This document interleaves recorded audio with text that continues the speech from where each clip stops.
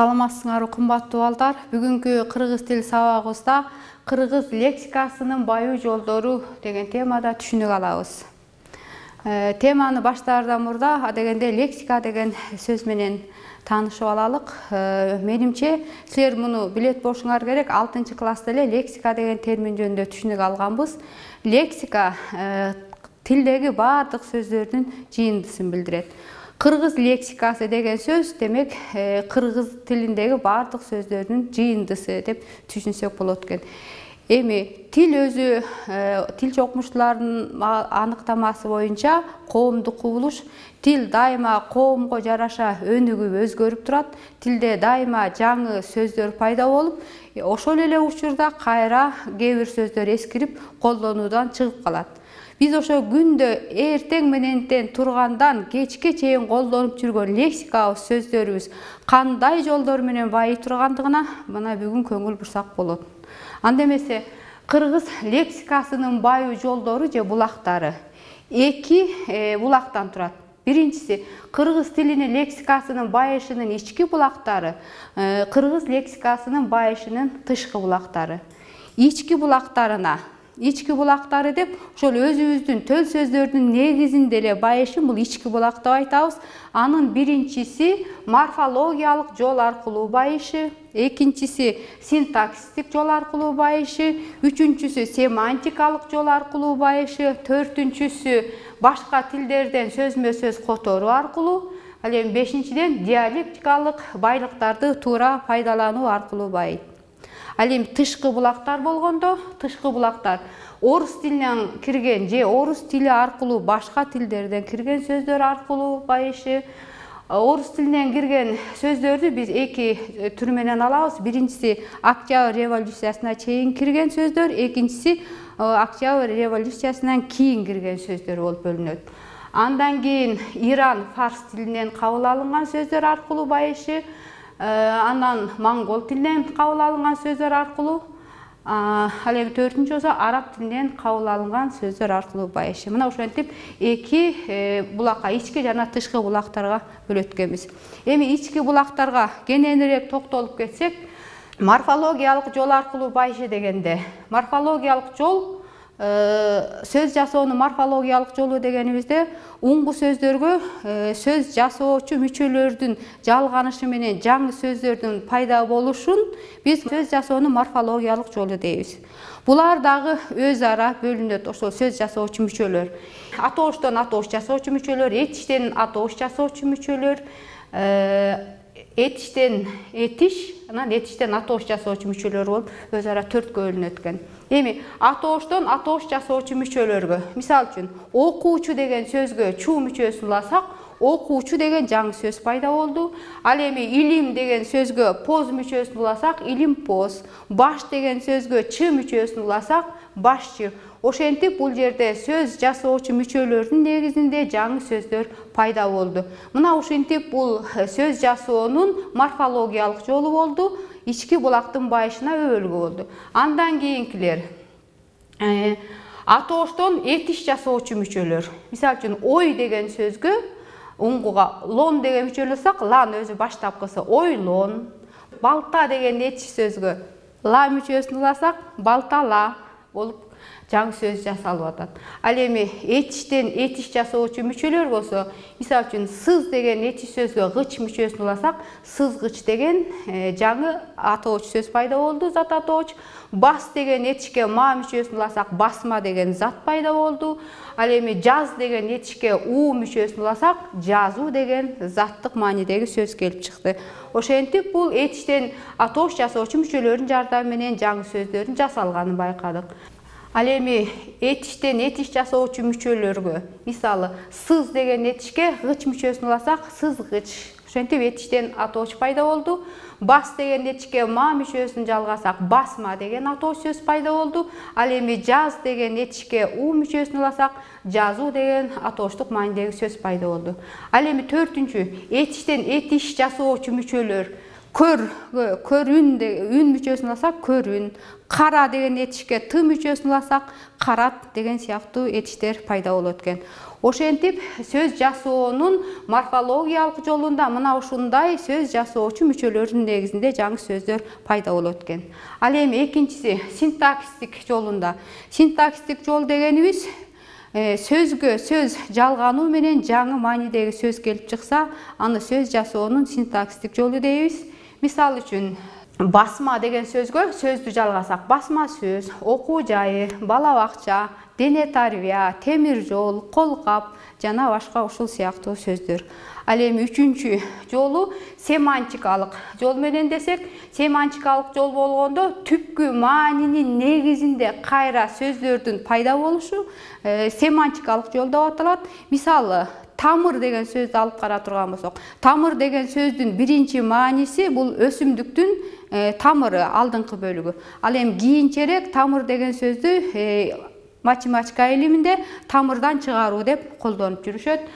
Ошол сыяктуу эле мүчө бул адамдын денесинин мүчөсү, анан келип партиянын мүчөсү, уюмдун мүчөсү, коомдун мүчөсү деп түпкү маанинин негизинде эле ошол мааниден алыстабай кайра колдонулган сөздү бул да сөз жасоонун жаңы сөзү пайда болду деп эсептейбиз да, бул сөз жасоонун семантикалык жолуна кирет экен. Ал эми сөзмө-сөз которуу болгондо, башка тилдерден сөзмө-сөз маанисин которуп алып анан аны пайдалансак, ал дагы сөз жасоонун дагы бир жолу болуп эсептелет экен. Мисалы, өндүрүш, производство, кол жазма, рукопись, темир жол, железная дорога. Бирок которууда биз эки түр менен карайбыз. Которууну биз экиге бөлөбүз: толук калька жана толук эмес калька деп. Толук калька болгондо ошо сөзмө-сөз которулган сөздү айтабыз.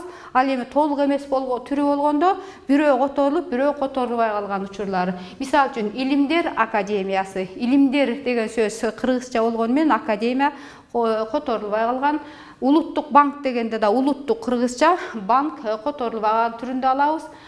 Капиталдык салык дегенде деле салыгыбыз кыргызча болгону менен капиталдык деген сөз которулган эмес. Мына ушундай которууну биз толук эмес калька дейбиз. Ошентип балдар, кыргыз лексикасынын байышынын ички булактарында мына ушундай 4 жол бар экен. Ал эми 5-инчиси диалектикалык сөздөр аркылуу байышы дейт. Башкача айтканда, диалектизмдер аркылуу байыйт. Бизде түндүк, түштүк, диалект деп негизинен эки чоң топко бөлөбүз. Мисал үчүн түндүктө уй десек, түштүктө сыйыр дейт. Түндүктө эт десек, түштүктө көш дейт. Түндүктө жумуртка десек, түштүктө тукум дейт. Мына ушул сыяктуу диалектинин негизинде дагы биздин лексикабыз байыйт экен да. Бул да сөз жасоону, сөздүн байышынын ички булактарына кирет экен.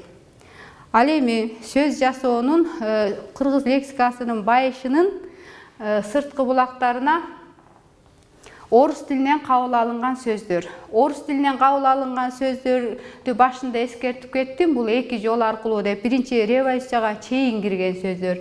Революцияга чейин кирген сөздөр үтүк, керебет, көлөч. Муну билбеген, байкабаган кишилер өзүбүздүн эле сөздөр деп ойлошу мүмкүн. Себеби бул биздин турмушубузга абдан кеңири колдонуп, терең сиңип кеткен лексикабызга. Ал эми революциядан кийинки сөздөргө болсо, завод, бригада, трактор, реформа, сех деген сыяктуу сөздөр кирет экен.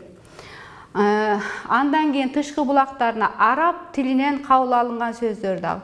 Биз бүгүнкү күндө өзүбүздүн лексикабызга ушу байкабаганыбыз менен араб лексикасын абдан көп колдонобуз. Араб лексикасы да бизге мурда эле кирген, бул ислам дининин кириши менен бизге кеңири тараган десек да болот да. Мисалы үчүн араб тилинен кирген сөздөр, динге байланыштуу сөздөр, намаз, имам, орозо, айт деген сыяктуу сөздөр. Ал эми илимге, сабаттуулукка байланыштуу сөздөр, арип, кат, тарбия, адеп, ибарат. Коомдук саясий турмушка байланыштырган сөздөр, мекеме, укук, жаза, казына. Ал эми кесипти, кызматты билдирген сөздөр, касап, мугалим, маалим деп айтылат, дүкөнчү, өкүл.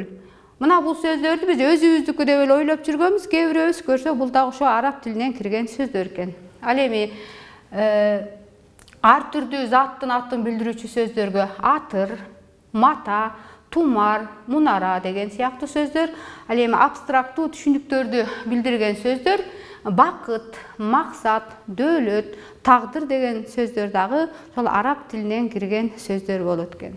Ал эми кийинки Иран фарс тилинен кабыл алынган сөздөр мисалы душман, кошомат, наристе, бейтап, багбанчылыкка байланыштуу сөздөр мейиз, тыт, дарыя деген сөздөр, жашылча жана тамак ашка байланыштуу сөздөр савиз, дарвыз, мурч, шабдалы деген сыяктуу сөздөр экен. Курулушка жана өнөргө байланыштуу сөздөр терезе, шыйпаң, уста, ал эми ар түрдүү буюмдарды туюндурган сөздөр кулпу, кетмен, айкел, соода сатыкка байланыштуу сөздөргө тараза, арзан, кардар, соода деген сыяктуу сөздөр дагы мына Иран фарс тилинен кирген сөздөр экен. Ал эми андан кийинки монгол тилинен кабыл алынган сөздөр. Монгол тилинен кабыл алынган сөздөр дагы биздин лексикабызда көбүрөөк учурайт экен. Мисалы абысын, киргок, кары, тулуп, деңиз, алтын, кунажын деген сыяктуу сөздөр. Ошентип балдар, кыргыз лексикасынын тышкы булактарына мына ошентип башка тилден кабыл алынган сөздөрдү киришин айтат экенбиз, тышкы булактар деп. Бүгүнкү сабагыбызда балдар ошентип биз кыргыз лексикасынын байуу жолдору жөнүндө түшүнүк алдык. Эгерде кимдир бирөөңөр дагы тереңирээк окуп үйрөнгүңөр келсе, кызыксаңар, дагы кандай сөздөр биздин лексикабызда бар экендигин билүүгө кызыксаңар, Кусейин Карасаевдин түшүндүрмө сөздүгүн карап, ошондон кеңири да маалымат алсаңар болот. Биздин кыргыз лексикасынын канчалык бай экендигин биздин сыймылыбыз болгон Манас эпосу өзү эле далилдеп турат. 500 000, 553 000 ыр саптан турган көлөмдүү чыгарма дүйнө жүзү боюнча кыргыз элине гана таандык экени бул биздин сыймыгыбыз жана бактыбыз. Ошентип балдар, бүгүнкү сабагыбызды ушуну менен аяктайбыз. Өзүбүздүн тилди урматтоону, сүйүүнү унутпайлык, лексикабызды мындан дагы байыта берелик. Көңүл бурганыңыздарга чоң рахмат, көрүшкөнчө саламатта туруңуздар.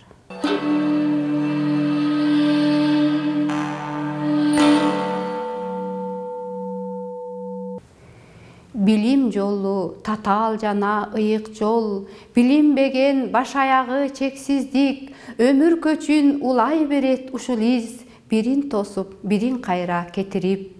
Өрнөктүүлөр берет улам билимин, өчүрбөстөн жарык нурдун билигин, ар ийгилик, ар илимдин башаты, билгендерге ошол асыл мугалим. Айнура Жаманакова, Илим Билим каналы үчүн.